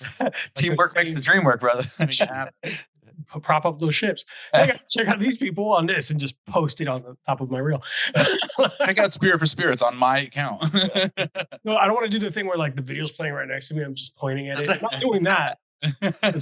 Like, yeah, I could show you how to make this syrup, or I can and just point there. Like, I guess I would love that. That's a syrup. That is very funny. That's the plan. Don't play around. We are on TikTok if you want to do some fun stitches or whatever. We're on TikTok too. So don't play around. Do that. Find us there Soon. On TikTok. All right. And last but not least, you mentioned your lovely wife. So I assume this cocktail is going to go out to her. What would be the drink you make the person you care about the most? And I can make chocolate milk for Dave. I would make chocolate milk for yourself. I would probably do a hot chocolate for my mom. Make a hot chocolate for my mom. I can love that. But basically, what I would do is just make chocolate milk and then heat it up. I will tell you, she's a sweet lady. Cheers. She's a sweet lady. She like hot chocolate for real, or would be funny? Oh, for sure. Oh yeah, no, my mom would love it. My mom would love just a good strong coffee, which is the weirdest thing. Like it could be 9 p.m. at night. I want coffee. Yeah, not my mom. No, she would do the chocolate milk. She would do the chocolate. Yeah, my mom's she's like a no caffeine after noon type. No caffeine after a certain time, and she's just like, no, it's fine. Just a little bit of coffee right now at 10 p.m. Whatever. Yeah. But Alby? Let me see. Well, for my wife, big Manhattan drinker also. It's gonna have cherry hearing in it. Spoiler alert. Certainly. She loves the cherries, man. She loves it. That's why I love it. That's why I'm laughing. She loves the cinnamon. She loves the cherries. It would probably be that exact Manhattan that I put on my deathbed. With you're just cherry having it. earring in He it. would Yeah. freaking love that. You make two, one for you. I'm out. One You for would her. absolutely love that. That's Yeah, awesome. I've made an awful lot of Manhattans for my wife over the years. It was the official cocktail at our wedding as well, which was very cool.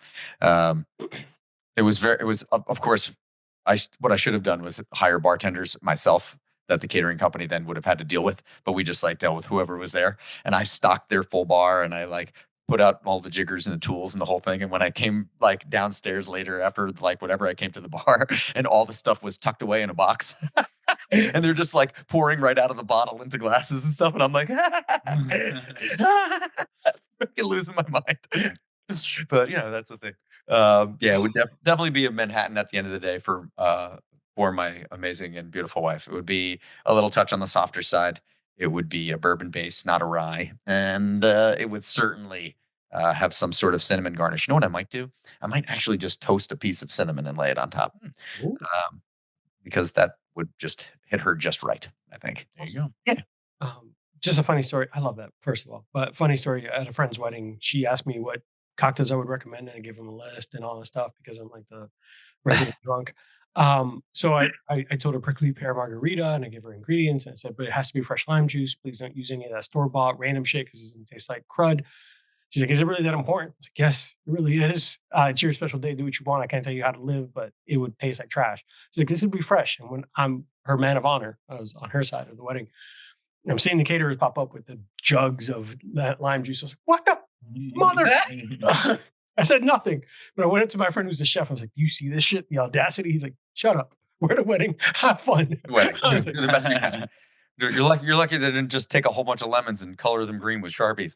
yeah, that's what he said. He's like, it's a catering company. They don't give a fuck. They're just going to make the drinks. I was like, There are things to care about. Pretty much. fair enough. Fair. Yeah, it was right. It was great, and I gave away a whole bunch of bottles to the whole team anyway. Nice. I Oh, had lots of money.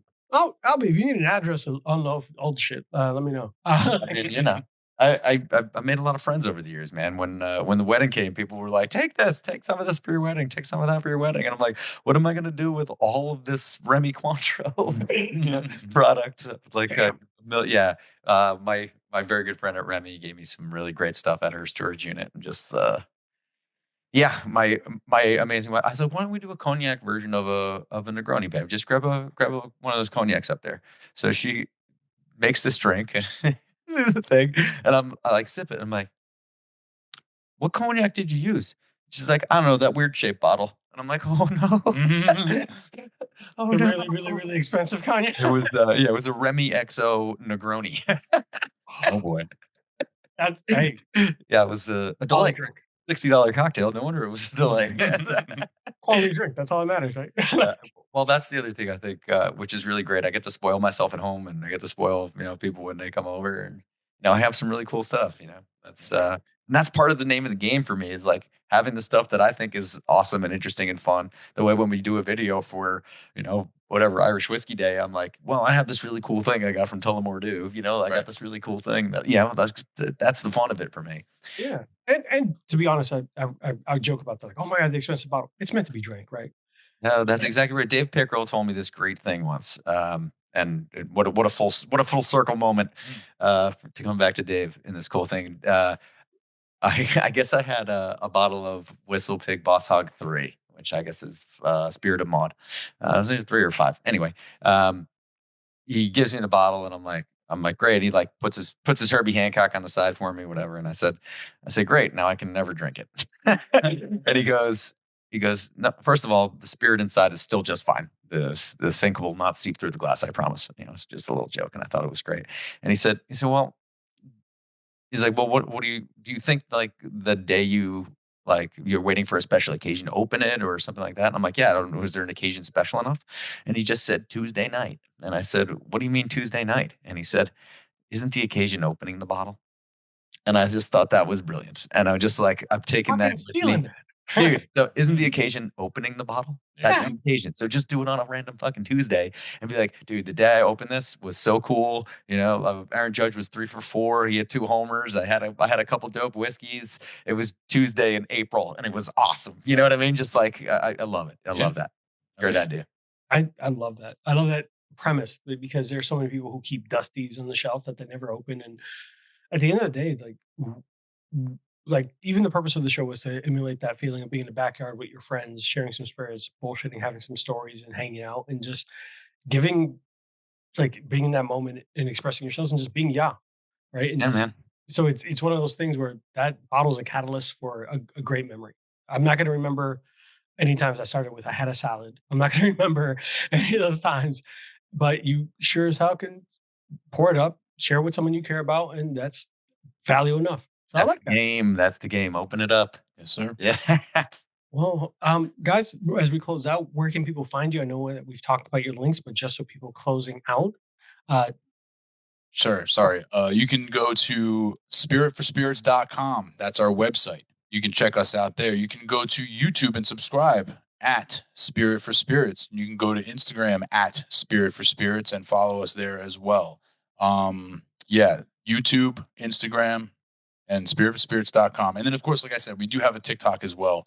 I try to keep up on the TikTok, but I'm a little older than the TikTok generation, so I do my best on TikTok. yeah, completely fair. Albie, any closing words before we? I don't know what TikTok is. I handle all the social media. I handle all the social media stuff. That's my department. He's like, "What's the TikTok?" Is that a new bourbon? Does Rabbit Hole make that? That sounds like something Rabbit Hole make. Rabbit Hole would make that, wouldn't it? Well, yeah, TikTok, it would have like a picture of Alice on it and the rabbit hole and the clock. It's time. Like, I'm late. I feel like we could. You're onto something there, guys. There you go. All right. So as we close out, Albie, anything before we go? No, man, I appreciate you so much. Thanks for having us. Yes, thank you so much. Thanks for coming around. Everybody, reach out, do the thing, listen to the podcast, and check out the show. We appreciate you being here. Of course, man. It's tons of fun to get to know you guys and everything you're doing. I think it's super unique. It's gonna be a lot of fun. It makes sense, and the fact that it didn't happen before is crazy to me. So keep doing what you guys are doing. And once again, I said it, the tenacity to like have this idea before the pandemic and to still push through, see this project through to fruition. Like a round of applause for that, and cheers to you, gentlemen. Thank you. Thank you, bro. Appreciate you. Of course, the golf club. Yeah. We do all the time. It's a restaurant thing. We just do the snaps when somebody does something good. Yeah. Or pour up some Malort if it's someone you don't like, or pour up some Fernet Bronco. Yeah. Bronco. So guys, if you like everything we're doing at the show, follow us at Bourbon _and _BS. We are doing a soft relaunch in June. I'm going to reveal the name as we get closer because people don't love the curse words and the algorithms keep pushing me down. So as more sponsors try to hit me up, they like a name that's a little bit more open. So we'll talk about it later. It's going to be a little teaser. Make sure that you guys like, subscribe, follow us. We are on TikTok where we put drink recipes, stupid little funny reels about my day drinking and having an office job that allows me to have alcohol in the background. My business, they don't know. Teams can't alcohol test me. Can't breathalyzer. Not yet. Why are you trying to wish that into the world? What are you doing? Yeah, no one can do that. Like, can you breathe into this before you start the meeting? God damn it. I did this, didn't I? But like, subscribe, share, give a 5-star review. If you don't like the show, give a 5-star review and tell me why you don't like the show, because that's the only reason I'm going to take you serious. But of course, all jokes aside, guys, keep being good to each other. Share something with a good friend, and make sure you follow Spirit for Spirits, as I'm probably going to steal some of their stuff and put it in my TikToks anyway. So take care, guys. Be safe. Bye.